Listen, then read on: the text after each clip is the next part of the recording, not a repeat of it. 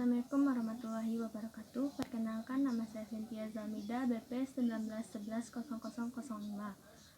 Saya akan menjelaskan tentang materi untuk ujian akhir semester statistika ekonomi, di mana materinya itu yang pertama regresi linier dan korelasi sederhana, yang kedua analisis korelasi berganda, yang ketiga analisis data berkala, yang keempat distribusi norma, dan yang kelima pengujian hipotesis. Yang pertama saya akan menjelaskan regresi linier dan korelasi sederhana. Regresi yaitu hubungan fungsional yang menghubungkan antara dua kejadian atau persamaan matematis yang menghubungkan atau mempresentasikan hubungan di antara dua kejadian yang bertujuan untuk mengetahui pengaruh suatu variabel terhadap variabel lainnya. Selanjutnya itu analisis korelasi. Analisis korelasi adalah suatu analisis yang digunakan untuk mengetahui tingkat keeratan hubungan antara dua variabel. Selanjutnya yaitu persamaan regresi linier sederhana secara matematik diekspresikan sebagai berikut, yaitu Y sama dengan A ditambah BX, di mana Y-nya yaitu garis regresi atau variabel respon, yang A-nya yaitu konstanta pepotongan dengan sumbu vertikal, B yaitu konstanta regresi atau slope, X yaitu variabel bebas atau prediktor. Persamaan garis regresi, Y sama dengan A ditambah BX, di mana Y-nya yaitu variabel dependen, A-nya konstanta, B koefisien variabel X, dan X-nya itu variabel independen. Ini adalah rumus untuk mencari nilai A dan B. Selanjutnya kita masuk kepada jenis-jenis hubungan dalam korelasi.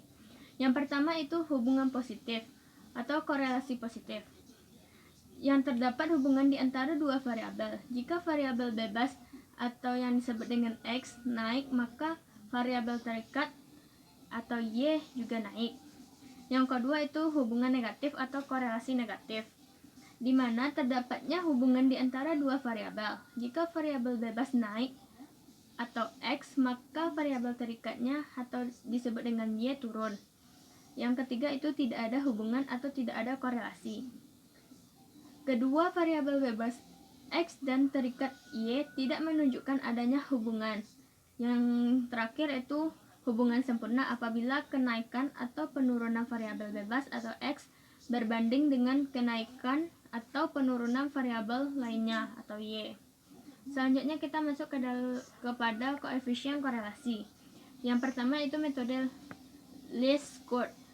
Di sini sudah ada rumus metode least squared, yaitu R sama dengan N sigma NI sama dengan 1 XI YI dikurang sigma NI sama dengan 1 XI sigma NI sama dengan 1 YI dibagi per akar N sigma NI sama dengan 1 X2I dikurang sigma NI dikurang 1 XI akar 2 akar N sigma NI sama dengan 1 Y2I dikurang sigma NI sama dengan 1 YI akar 2. Selanjutnya yaitu yang kedua metode produk momen. Rumusnya yaitu RXY sama dengan sigma XY dibagi akar sigma X akar 2 Y akar 2, di mana RXY-nya yaitu korelasi antara variabel X dan Y. X-nya yaitu XI dikurang X bar, Y-nya sama dengan YI dikurang Y bar. Selanjutnya kita masuk kepada koefisien determinan, di mana rumusnya itu R kuadrat sama dengan N sigma XY dikurang sigma X sigma Y per akar N sigma X kuadrat dikurang sigma X kuadrat N sigma Y kuadrat dikurang sigma Y kuadrat. Selanjutnya kita masuk kepada contoh soal. Di sini sudah ada tabel data penelitian antara dua variabel biaya promosi atau yang disebut dengan X dan variabel penjualan pakaian atau dilambangkan dengan Y. Di sini sudah terdapat tabel datanya. Yang pertanyaannya yaitu tentukan A. Koefisien korelasi linear atau R, yang B. Koefisien determinasi, yang C. Persamaan regresi. Pertama kita akan mencari koefisien korelasinya, yang dimana rumusnya itu R sama dengan N sigma XY dikurang sigma X dikali sigma Y per N sigma X kuadrat dikurang sigma X kuadrat dikali N sigma X kuadrat dikurang sigma Y kuadrat dikurang sigma Y kuadrat, yaitu sama dengan 15 dalam kurung 127 dikali 672 dikurang 1 dikali 154 dikali 1 kali 389 per 15 dalam kurung yaitu 116 dikali 892 dikurang 1 dikali 331 dikali 716 dikali 15 dalam kurung 144 dikali 767 dikurang 1 dikali 929 dikali 321 sama dengan 1,915,080 dikurang 1,602,906 per 1,753,380 dikurang 1,331,716 dikali 2,171,505 dikurang 1,929,321 sama dengan 312,174 per 421,664 dikali 242,184 sama dengan 312,174 per 102,120 dikali 274 kali 184 sama dengan 312,174 per 319 562,63 sama dengan 0,97688. Selanjutnya kita akan mencari koefisien determinasi, di mana rumusnya itu R kuadrat, di mana kita sudah mendapatkan R-nya itu 0,97688 dikali 0,97688 sama dengan 0,95429. Yang selanjutnya itu kita akan mencari persamaan regresi, di mana rumusnya itu B N sigma XY dikurang sigma X dikurang sigma Y per N sigma X kuadrat dikurang sigma X kuadrat, di mana itu yaitu 15,127 dikali 672 dikurang 1 kali 154 dikali 1 kali 389 per 15,116,892 dikurang 1 banding 1,331 dikali 716 per 1,915,080 dikurang 1,602,906 per 1,753,380 dikurang 1,331,716 sama dengan 312,174 per 421,664. Dapat hasilnya itu 0,74033. Selanjutnya Y-nya yaitu sama dengan sigma Y per N sama dengan 1389 per 15, dapat hasilnya 92,6. X barnya yaitu sigma X per N yaitu 1154 dibagi 15, dapat hasilnya 7693, yaitu A nya yaitu sama dengan Y bar kurang B dikali X bar sama dengan 92,6 kurang 0,74033 dikurang 76,93 sama dengan 92,6 dikurang 56,9535, dapat hasilnya 3564, di mana rumusnya yang tadi yaitu Y sama dengan A dikurang BX, yaitu 3564 ditambah 0,74. Selanjutnya kita masuk kepada korelasi berganda. Korelasi berganda adalah angka yang menunjukkan arah atau kuatnya hubungan antara dua variabel secara bersama-sama atau lebih dengan variabel yang lainnya. Di sini kita dapat korelasi ganda dengan satu variabel independen. Rumusnya seperti ini, di mana X-nya itu yaitu kecerdasan, Y-nya presentasi belajar, R-nya korelasi. Yang kedua yaitu korelasi ganda dengan dua variabel independen. Di sini sudah ada rumusnya, di mana X satunya sama dengan kepemimpinan, X2-nya tata ruang kantor, Y kepuasan kerja, dan R multiple correlation. Selanjutnya kita masuk kepada korelasi ganda dengan tiga variabel independen, yang dimana X1-nya adalah kesejahteraan pegawai, yang kedua yang X2-nya yaitu hubungan dengan pimpinan, X3-nya pengawasan, Y-nya efektivitas kerja, dan R-nya multiple correlation. Selanjutnya kita masuk kepada analisis data berkala. Analisis data berkala yaitu pengumpulan data dari waktu ke waktu untuk menggambarkan perubahan atau perkembangan atau kecenderungan suatu keadaan, kegiatan, atau peristiwa.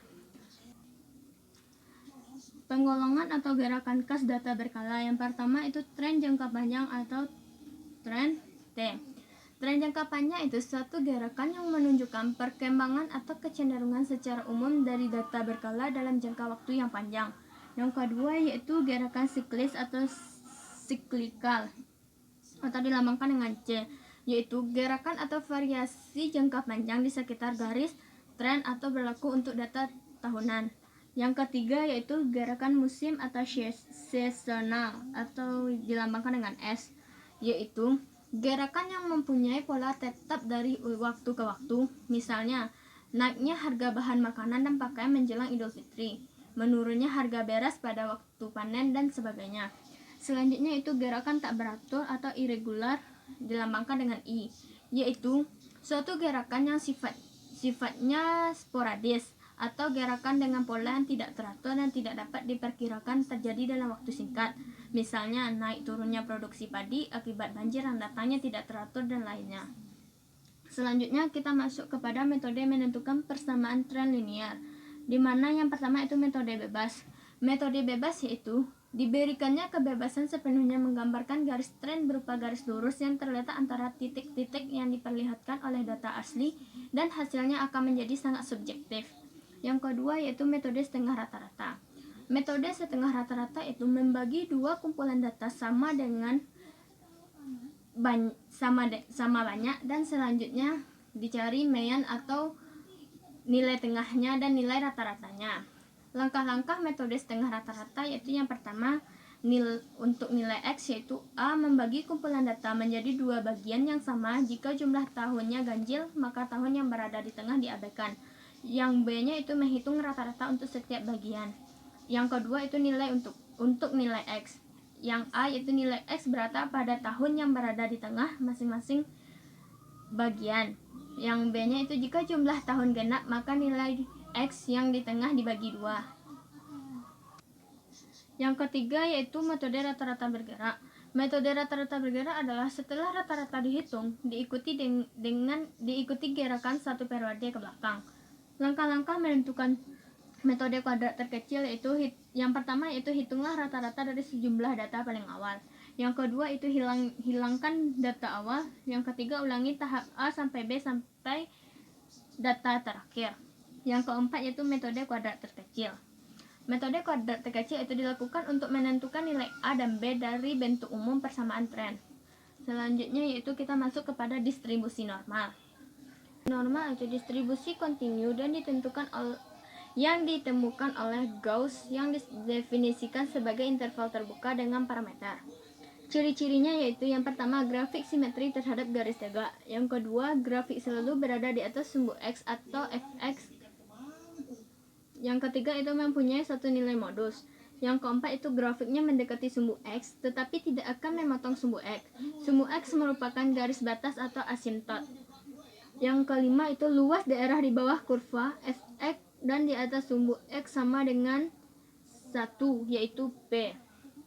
Selanjutnya yaitu rumusnya. Di sini sudah ada rumusnya, di mana di mana pi-nya yaitu konstanta dengan nilai 3, 1, 4, 1, 5, 9 dan seterusnya. Yang e-nya itu bilangan eksponensial dengan nilai 2,7183. Mu-nya yaitu rata-rata atau mean dari data. Sigma-nya itu simpangan baku data berdistribusi normal. Selanjutnya, rumus menghitung nilai Z, yaitu Z sama dengan dalam kurung X dikurang mu dibagi sigma. Keterangannya itu mu yaitu rata-rata atau mean dari data. Sigma itu simpangan baku data berdistribusi normal. Selanjutnya itu langkah-langkah dalam menentukan nilai Z. Yang pertama itu perhatikan pada bagian kolom awal. Misalnya kita akan menentukan nilai untuk 1,56, maka langkah pertama kita mencapai pada baris 1,5. Yang kedua itu perhatikan pada baris awal, carilah nilai 0,06. Yang ketiga yaitu tentukan titik temu atau sel dari baris dan kolom yang dimaksud. Nilai Z untuk 1,56 adalah 0,9406. Selanjutnya kita masuk kepada pengujian hipotesis.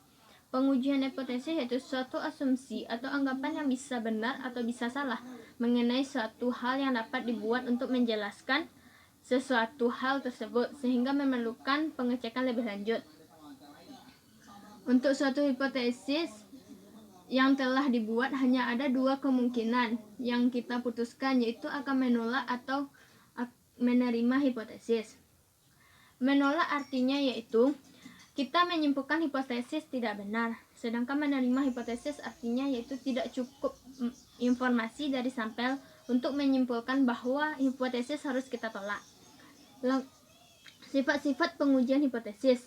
Yang pertama itu ada hubungan antara alfa dan beta. Yang kedua itu nilai alfa diperkecil dengan menyesuaikan nilai kritis. Yang ketiga itu makin besar N maka makin kecil nilai A dan beta. Yang keempat, bila H0 salah maka beta akan memaksimum. Jika nilai parameter sesungguhnya dekat dengan nilai yang dihipotesiskan, makin kecil nilai beta jika makin besar jarak antara nilai sesungguhnya dengan yang dihipotesiskan. Selanjutnya yaitu langkah-langkah pengujian hipotesis. Yang pertama, menetapkan hipotesis H0 dan HA. Yang kedua itu menetapkan taraf nyata atau alfa. Yang ketiga itu menetapkan statistik uji yang cocok untuk menguji H0. Yang keempat itu menghitung nilai statistik uji ZH. Yang terakhirnya itu kesimpulan. Di sini telah ada tabel rumus-rumus untuk menguji hipotesis, di mana keterangannya itu T sama dengan T statistik, Z-nya yaitu Z statistik, DF derajat kebebasan atau degree of freedom, X bar-nya yaitu rata-rata atau mean sampel, mu rata-rata populasi, N jumlah sampel, sigma simpangan baku populasi, S simpangan baku sampel, D0 dugaan rata-rata populasi, dan P proporsi sampel. Selanjutnya yaitu ada dua kemungkinan masalah yang kita hadapi dalam pengujian hipotesis. Yang pertama itu kesalahan tipe 1 atau tipe 1 error. Kesalahan yang diperbuat apabila menolak hipotesis yang pada hakikatnya adalah benar. Probabilitas kesalahan tipe 1 ini biasanya disebut dengan alpha risk atau risiko alpha. Alpha risk dilambangkan dengan simbol alpha atau A. Selanjutnya itu kesalahan tipe 2 atau tipe 2 error, yaitu kesalahan yang diperbuat apabila menerima hipotesis pada hakikatnya adalah salah. Probabilitas kesalahan tipe 2 ini biasanya disebut dengan beta risk atau resiko beta. Beta risk dilambangkan dengan B. Selanjutnya yaitu contoh soal. Contoh soal di sini yaitu sebuah pelajaran matematika diberikan pada 12 siswa dengan metode pengajaran yang biasa. Kelas lain yang terdiri dari 10 siswa diberikan pelajaran yang sama tetapi dengan metode yang menggunakan bahan yang telah diprogramkan. Pada akhir semester, murid kedua kelas itu diberikan ujian yang sama. Kelas pertama mencapai nilai rata-rata 85 dengan simpangan baku 4, sedangkan kelas yang menggunakan bahan yang diprogramkan memperoleh rata-rata dengan simpangan baku 5 dengan taraf signifikan 0,1. Ujilah hipotesis bahwa tidak ada perbedaan antara dua metode pengajaran. Asumsikan bahwa kedua populasi berdistribusi normal dengan varian yang sama. Pembahasannya yaitu yang pertama kita misalnya mu1 dan mu2 adalah rata-rata nilai semua siswa yang mungkin mengambil pelajaran tersebut dengan kedua metode pengajaran. Maka hipotesisnya adalah H0 dibagi mu1 sama dengan mu2.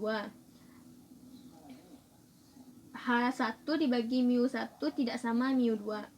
Yang kedua itu telah diketahui bahwa taraf signifikannya tadi atau yang dilambangkan dengan A sama dengan 0,1. Yang ketiga yaitu karena uji hipotesisnya adalah dua arah, alfanya yaitu sama dengan 0,1, n-nya yaitu 30. Maka daerah kritik dari permasalahan ini menggunakan uji T.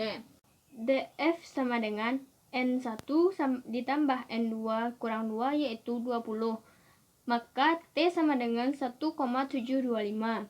Sehingga kritik permasalahan tersebut adalah T kecil min 1,725 dan T besar 1,725. Yang keempat itu perhitungan.